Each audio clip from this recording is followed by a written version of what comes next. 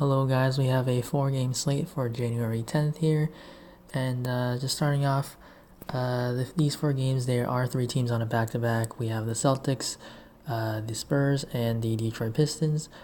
The Celtics and the Pistons were in blowouts today, but the main Pistons players like Drummond and Griffin, they did play pretty heavy minutes, but looking at just their stats in the past, in back-to-backs, these guys usually do play, and Griffin this year actually has played pretty decently in a small sample size of 3 games. On back-to-backs, he actually played better, so I think it's definitely fine, especially in this spot where they are going up against the Kings, and it's only a short flight, and it's definitely a huge pace-up spot once again for the Pistons. Starting off at point guard, though, we have Russell Westbrook at the top. I think on this slate where there are only 4 games, you definitely have to take a look at these studs. So there are 2 players above 10K, Westbrook and the other one being Nikola Jokic. Westbrook, in this matchup against the Spurs, it seems a little bit tough, but to me, it really isn't. Yeah, it is a pace down spot. The Spurs are on the back to back. Westbrook, he has dominated the Spurs in the past. He recorded a triple double last year, and 2 other games against the Spurs where he was really close. He had 22, 10, and 9, and 15, 9, and 9. So he definitely has played really well against the Spurs. Spurs are pretty weak defending point guards and centers. So Westbrook here in this spot is pretty, just in a pretty decent spot here. So I do like Westbrook. And definitely you have to take a look at because it is only a 4 game slate.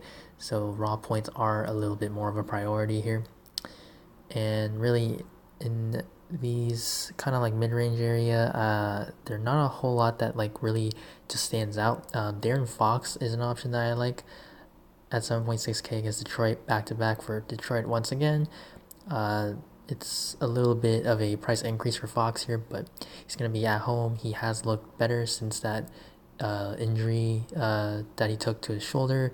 Fox has definitely still been a very capable scorer that can definitely get you over 5x in this spot. Against Reggie Jackson defense is a very nice spot for Fox. 7.6K, definitely somebody that I do want in my lineup. Next, I think we go all the way down here, just looking at value, is Monte Morris, 3.8K. Him and Malik Beasley are definitely going to be in play. I think definitely you need to look at them if Gary Harris is ruled out. He currently is questionable, so we're going to have to wait on that. And they do play at 6 p.m., so they're on the second game, but it is only a 4 game slate, and you have a game that starts 2 hours before them. If you want, you can maybe fade Boston at Miami, but on a 4 game slate, it's going to be kind of hard to fade a game completely because you really could be missing out on even just one player that could definitely prevent you from cashing. So it's going to be hard to do that, but definitely if there's some important news, especially with these teams on back-to-back, maybe you can try to fade the first game. But if I'm only making one lineup, I think you could definitely look at Boston at Miami, and you definitely should pick someone if you are confident in that. But for Beasley and Morris, I think I would lean towards Beasley here, because Beasley usually he does play more of the shooting guard role. Monte Morris definitely backs up Jamal Murray. Definitely they can all share the court at the same time, Morris and Murray, but Beasley somebody that I just like a little bit more than Monte Morris. But definitely in GPP you should probably get a little bit maybe of more Morris exposure. Beasley could be a little bit chalky, but probably not too popular even if Gary Harris is out. But at the same price point, definitely people are going to be on Beasley more than Morris. Moving on to shooting guard. Top here, I don't really like a lot of these guys. Bogdanovich is someone that I have interest in. I think because of the down game that he had last game, people could fade this, and his price went up. But I definitely still like Bogdanovich here, even if Shumpert's going to be playing. Just at home, Bogdanovich, he just had one bad game, and he's been really consistent this whole year. Even at 6.2K, he has a pretty good upside here. Can definitely go for 40, and 40 definitely would be very nice on a 4 game slate. Next is Josh Richardson. 5.8K, it's a very cheap price tag for a guy like Richardson. He hasn't been playing all that well this year. He's a little bit more of a consistent kind of guy, maybe more of a cash game, but he does get you 30 plus usually. So at 5.8k, this is a pretty nice play. I think he's going to be a little bit popular, but I think it's definitely fine because he hasn't been shooting well, and playing at home, if he just, shoots a little bit better, definitely can hit over 5x, can definitely have like 7, 8x potential here. So not a bad spot, especially against the Celtics, just at home, and Boston is on a back-to-back. So Richardson, I think this game stays pretty close. Richardson definitely you need to take a look at because he is pretty cheap. Next, just I wanna mention is Dion Waiters. We don't really know about these minutes, but if Eric Spoelstra does come out and say something, being that this is the first game, about what's going to happen in the Miami rotation, definitely I'll take a look at Waiters and maybe throw him in a GPP, just because he is so cheap and his minutes are definitely all going to be all over the place, and that's going to be the case for a lot of these Heat players. But for guys like Richardson, they're definitely a lot more safer. Like Justice Winslow's even been losing some minutes too, recently. Unless one of the Heat players is like really playing well, their minutes are not going to be locked in, except Richardson. Next, Marco Bellinelli. He seems a little bit cheap at 3.2k. Definitely not a whole lot of upside here, but he usually has a nice floor, and he should be able to hit around 5x. So if you really need a punt at a very low option, and maybe you hope and pray that Bellinelli just catches fire for this game, maybe take a shot at Bellinelli, but definitely not someone that you really want to focus too much on.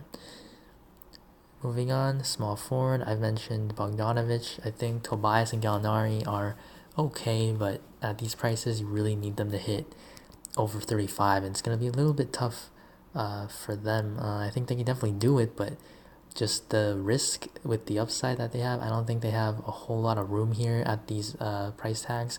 Denver's a pretty solid defense, especially with all their guys healthy now. It's kind of tough for me to get those guys when I kind of want to pay just like a little bit more extra for like a guy like De'Aaron Fox, or just go down to Bogdanovic or Winslow, Richardson. So small forward, Justice Winslow, 5.9k. He played only 23 minutes last game, but I think this is still a good spot. At home, ball handling, he has shown a little bit more upside actually than Josh Richardson.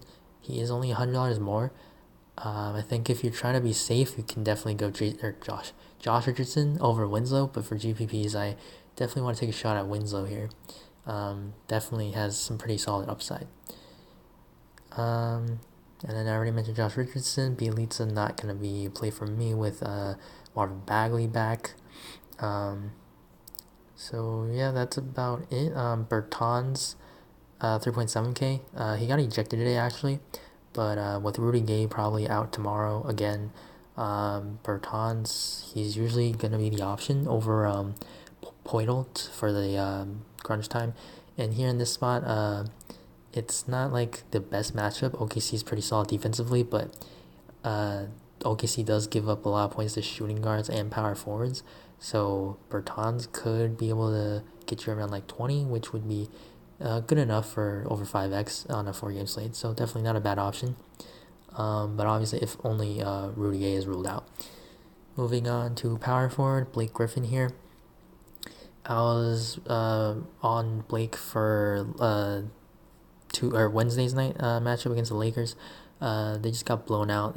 It's kind of weird because Blake just wasn't rebounding. Drummond was getting a lot of the rebounds here, in that game. But here at 9.2k, just targeting Sacramento with the power forward position has been something that I've been doing all year long with guys like Aaron Gordon, which didn't particularly work out too well last time. But guys like Draymond, things like that, Aminu.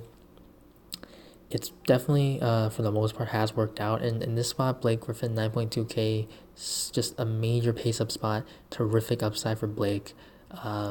Definitely should be able to bully Bielitsa around. And with Marvin Bagley only just coming back from injury, he's not going to be playing a whole lot either. If they put Harry Giles on him, there's not a good matchup here for any of the Kings players to D up Blake.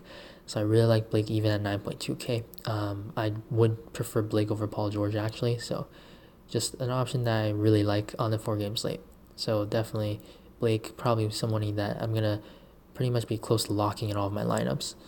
Next, LaMarcus Aldridge. I've mentioned that you target the Thunder with the shooting guard power forward position, and I think that the Spurs could start Poitl again here. Aldridge would be at the power forward position. So I really like Aldridge at 7.2k here, even on a back-to-back. So LaMarcus Aldridge 7.2k, I do like a whole lot. Moving on to Kelly Olynyk, 3.9k. His minutes are not locked in, but he's definitely got major upside going up against his old Boston team. His minutes are not going to be consistent at all, but on a 4-game slate, definitely a shot with major upside here. So something that you should also consider. And then center, Nikola Jokic deserves a mention. But if Gary Harris is in, not going to be a guy I'm going to prioritize. I'd just rather play Blake. I'd rather play Aldridge, actually. So Jokic 10.5, price is just really up there now with all these guys healthy. Even if Harris is in or out, whatever it is, Jokic not a priority for me.